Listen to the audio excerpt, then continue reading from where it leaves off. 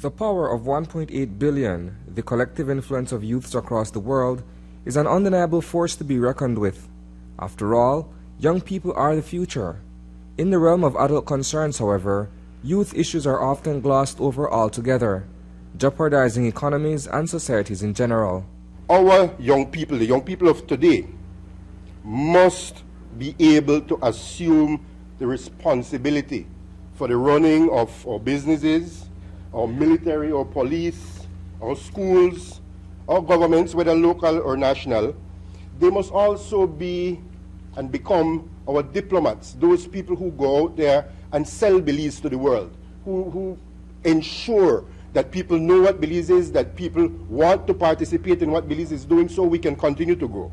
Over 500 million youth struggle to make it through each day with only $2 in their pockets, a degree of hardship that few will ever make it out from. That overall effect can be tremendous if young people are given the opportunity to develop their capabilities, including access to education and health.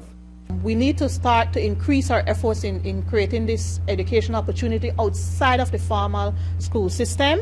And a lot of that was brought up in the discussion yesterday with the media personnel that were present in our meeting yesterday, that we seem to be losing our momentum as a country. And I know that the minister mentioned the efforts that the Department of Youth Services is undertaking, particularly in the area of sexual and reproductive health, and I want to applaud them for that, in transitioning the unit from just an HIV unit to an SRH unit, which is very key because HIV is just one component of reproductive health that an individual has to be concerned about. Of equal concern is the media's role in covering matters relating to young people.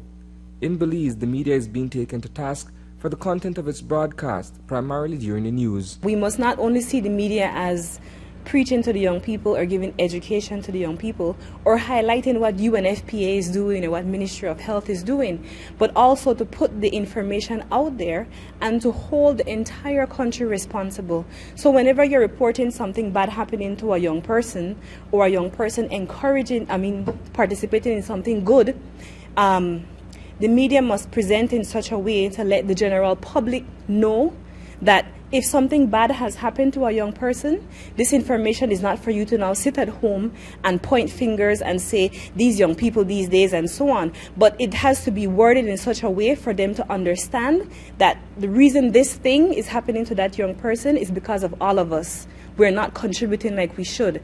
And also, whenever they succeed, we must celebrate with them. The needs, aspirations, and potentials of young people need to be squarely in the center of global sustainable development agenda, as well as the Millennium Development Goals, particularly the need to end poverty, achieving sound health and education. Reporting for News 5, I am Isani Caetano.